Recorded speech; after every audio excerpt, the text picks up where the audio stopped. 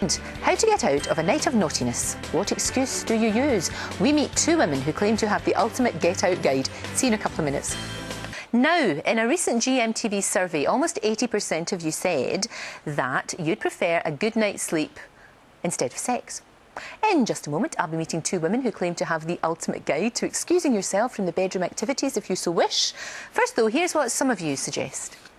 I think the old standby is just being too tired. I think you're looking at it. Yeah, we've literally just had a baby, so our baby's only 5 days old. So if I've had a really hard day, busy day, I'll just say I just have to get to sleep. And I don't know. Probably work hard and deserve rest. Yes. It's the old cliche. I've had a long day. Can I have a rest? Normally works. I suppose feeling ill. Actually, I just had food poisoning. That's a good one. I still make my husband sleep in the other bedroom because I've had food poisoning a week ago. Well, I am joined now by Marie and Addy, authors of 365 Ways to Weasel Your Way Out of Sex, and they're in Minneapolis for us. Very, very funny, this book. Was this due to public demand, Marie? You know, we wrote this book after years and years of conversations about this topic with girlfriends. This topic kept coming up, and we had lots of laughs with friends about it. So we decided to put our pens to paper and came up with the idea of 365 ways. Do you know, I mean, obviously, sex is fun and, you know, it's great and all of that, but this is done with a real sense of humour. You know, the book has got laughs all the way through. That was really, I guess, the idea. Absolutely. It was very important to us that we write this in a lighthearted manner. This is a topic that any woman, whether it's once a year, once a month, once a week, can identify with at some point in her life. And it was important to us that we write it in a lighthearted manner so that people take it and read it and find humor in a topic that sometimes is difficult. Absolutely. What sort of reaction have you been getting to the book?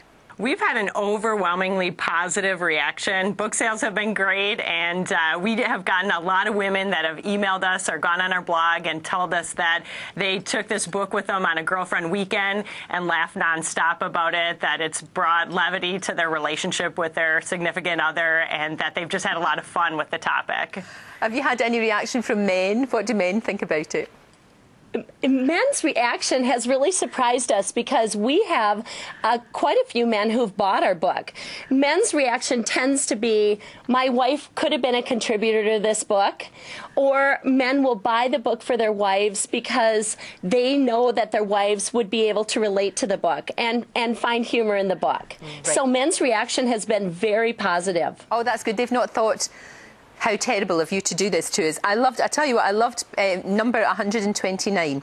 This is if you don't want to have, you know, if you want to get out of having sex with your husband or partner, and this is for women of a certain age, read a book in bed about how to conceive after 40.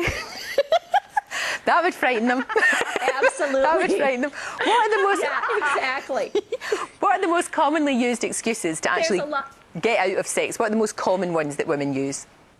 You know, there's some funny ones in the book. Get in bed and start to talk about your ex-boyfriend or boyfriends. Talk about how cute they were, how attractive they were. That'll definitely put a damper on the evening. Wear giant grandma underpants or granny underpants, something very unattractive. Start to do some chores late at night. Unload the dishwasher, fold the laundry, anything to stall a little while he goes to sleep. Or talk about finances. That's always a downer. Bring up the credit card bill or some big finance project that you guys want to do at your home. Now, there's some quite strange ones in here. What are the most bizarre excuses to get out of sex that you've come across? Well, our book ranges from common excuses many women use to really bizarre excuses that are kind of if all else fails. One is name your body parts after your in-laws. One is pre-record your... That one might be a turn-off to some men. One is... pre-record your child crying on your cell phone and then keep your cell phone right next to your bed and hit that emergency button if you need to. Okay. You might want to, like you said, read a book on how to conceive after 40. Oh, that's my favorite. Another really outrageous one is to sleep in a wetsuit, a full-body wetsuit, and tell your husband you're just stretching it out for the summer. Okay. Sadly, there might be some people who maybe would quite like that. That's the worry. I think it's an absolute hoot. It's been a joy to talk to you in Minneapolis, and it's very early for you. Thank you so much indeed, and good luck with 365 ways to weasel your way out of sex. What Every Woman Should Know is the title of the book. Thank you both very much indeed. Thank you. Very, very funny. Right, still to come between now and 9:25. Taggart is back on our screens tonight.